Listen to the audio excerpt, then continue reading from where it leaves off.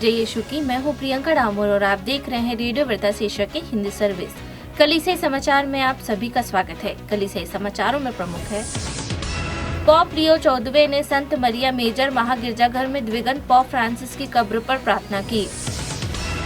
Myanmar में संघर्ष विराम के बावजूद स्कूल में बम विस्फोट में 17 छात्रों की मौत। तथ्य खोजी टीम ने उड़ीसा में अधिकारों के उल्लंघन का पर्दाफाश किया। केरल में कैथलिक पुरोहित की मौत में आत्महत्या का संदेह।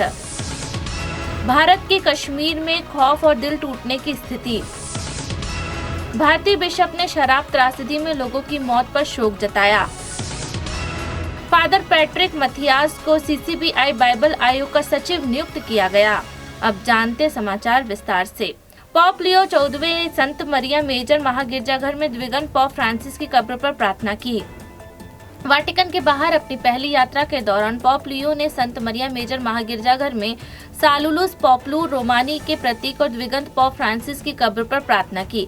पॉप लियो शनिवार शाम को रोम के बाहर जनिजानो में मदर ऑफ गुड काउंसिल तीर्थ यात्रा का दौरा करने के बाद रोम के संत मरिया मेजर महागिरजाघर गए। वाटिकन प्रेस कार्यालय ने शनिवार शाम को रिपोर्ट की कि आखिरी बार पॉप लियो ने द्विगंत पॉप की समाधि पर ईस्टर के दूसरे रविवार दिव्य करुणा रविवार की शाम को प्रार्थना की थी। म्यांमार में संघर्ष विराम के बावजूद स्कूल में बम विस्फोट में 17 छात्रों की मौत। 12 मई को देश की छाया राष्ट्रीय एकता सरकार के अनुसार मध्य म्यांमार के डोपनिया में एक स्कूल पर जुंटा के नेतृत्व में हवाई हमले में कम से कम 17 छात्रों की मौत हो गई और 20 अन्य घायल हो गए। यह हमला विपक्ष के कब्जे वाले संगाइन क्षेत्र जेपाइन में हुआ, जो 28 मार्च को आए विनाशकारी भूकंप के बाद से ही जूझ रहा है। एनयूजी के प्रवक्ता ने फोन लेट के हताहतों की पुष्टि करते हुए कहा, बम के नुकसान के कारण कुछ लोग लापता हो सकते हैं, इसलिए मरने वालों की संख्या अधिक हो सकती है। लक्षित स्कूल एनयूजी द्वारा संचालित है, जिसमें 2021 के सैन्य तख्तापलट के अपदस्थ निर्वाचित अधिकारी और संबद्ध जुंटा विरोधी समूह शामिल हैं। तथ्य खोजी टीम ने उड़ीसा में अधिकारों के उल्लंघन का पर्दाफाश किया।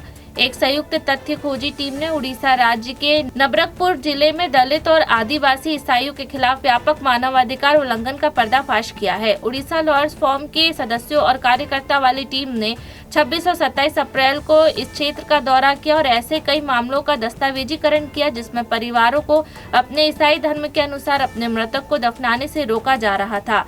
टीम ने बताया कि कई मामले पीड़ितों को दफनाने के लिए जगह पाने के लिए या तो अपना धर्म त्यागने या मृतक को हिंदू धर्म में धर्मांतरित करने के लिए मजबूर किया गया है। इसमें बताया गया है कि कई उल्लंघन राज्य के अनुसूचित जाति, अनुसूचित जनजाति और अल्पसंख्यक मंत्री के विधानसभा क्षेत्र में हुए हैं। पिछले घटनाओं के लिए मंत्री को व्यक्तिगत रूप से जिम्मेदार ठहराने से बचते हुए इसने कहा कि उनका नागरिकों को आश्वस्त करना संवैधानिक कर्तव्य है कि उनके अधिकारों की रक्षा की जाए। केरल में कैथलिक पुरोहित की मौत में आत्महत्या का संदेह। केरल के त्रिचूर के आर्चडायसिस के एक पुरोहित को 14 मई को प्रेस्बिटेरी में अपने कमरे में छत के पंखे से लटका हुआ पाया गया। फादर लियो पुथुर त्रिचूर जिले में सेंट जोसेफ चर्च पथियाराम के पल्ली पुरोहित थे। आर्चडायसिस के फादर जेनस के एक परिपत्र में कहा गया कि 34 वर्षीय पुरोहित की मौत का कारण पता नहीं चल पाया है। फादर जेनस ने कहा कि इस घटना ने धर्मप्रांत और पुरोहित के परिवार को दुखी कर दिया है। परिपत्र में कहा गया है, कानूनी प्रक्रिया पूरी होने के बाद अंतिम संस्कार की घोषणा की जाएगी। विभिन्न समाचार स्रोतों के अनुसार पुरोहित दोपहर में घंटी बजाने के लिए चर्च आए थे। उन्होंने पाया कि पुरोहित का कमरा अंदर से बंद था। अंदर से कोई जवाब न मिलने पर उन्होंने ट्रस्टियों को सूचित किया और उनमें से एक ने खिड़की खोली और पाया कि पुरोहित पंखे से लटके हुए थे। भारत के कश्मीर में खौफ और दिल टूटने की स्थिति।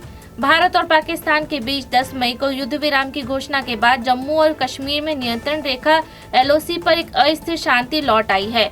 यह समझौता, जिसमें शत्रुता की तत्काल और पूर्ण समाप्ति का आह्वान किया गया था, एक हफ्ता तक भारी सीमा पार गोलीबारी के बाद आया, जिसमें कम से कम 16 नागरिक मारे गए हैं और हजारों लोग बेघर हो गए। भारत और पाकिस्तान दोनों ही कश्मीर पर पूरा दावा करते हैं। इस पर 2 पूर्ण युद्ध लड़ने के बाद दोनों ही इसके कुछ हिस्सों पर नियंत्रण रखते हैं। कई झड़पें भी हुई है, जिनमें हाल ही में समाप्त हुआ संघर्ष भी शामिल है। भारतीय बिशप ने शराब त्रासदी में लोगों की मौत पर शोक जताया। पंजाब राज्य में चर्च के नेताओं ने इस सप्ताह कम से कम 17 लोगों की मौत के लिए अवैध शराब से निपटने में अधिकारियों की तत्परता की कमी को जिम्मेदार ठहराया है। सरकारी अधिकारियों ने 13 मई को मीडिया को बताया कि अमृतसर जिले के मीजाट इलाके में नकली शराब पीने के बाद 3 लोग अभी भी गंभीर हालत में हैं। जालंधर धर्मप्रांत के प्रेरित प्रशासक बिशप एंग्लो रूफिनियो ग्रेसियस ने 13 मई को बताया कि अगर अधिकारी सतर्क होते तो इस त्रासदी को आसानी से टाला जा सकता था। यह एक मानव निर्मित त्रासदी है। ग्रेसियस, जिनका धर्मप्रांत पूरे पंजाब को कवर करता है, ने अपने प्रियजनों को खोने वाले शोक संतप्त परिवारों के प्रति अपनी हार्दिक संवेदना व्यक्त की। प्रिलेट ने कहा, यह निराशाजनक है कि हमने 2020 के पिछले अनुभवों से सबक नहीं लिया है, जब राज्य में नकली शराब पीने से 121 लोगों की मौत हो गई थी। यह बहुत दुर्भाग्यपूर्ण है कि कुछ पैसे लेने वाले लोग घटिया सामान की आपूर्ति करके आम नागरिकों की जान जोखिम में डाल रहे हैं। फादर पैट्रिक मैथियास को CCBI बाइबल आयोग का सचिव नियुक्त किया गया।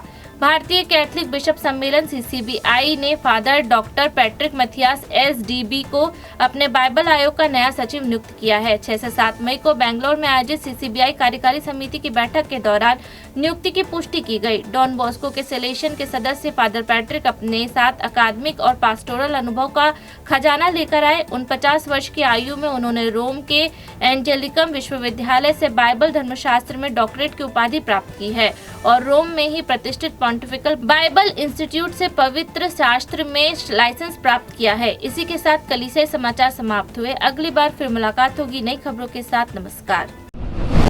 रेडियो वेरितास एशिया आपके लिए लेकर आए हैं RVA mobile app. RVA mobile app पर हमारे विभिन्न प्रकार के कार्यक्रमों का लाभ लें,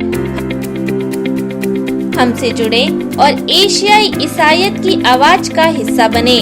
आज ही ऐप स्टोर एवं प्ले स्टोर से RVA मोबाइल ऐप डाउनलोड करें।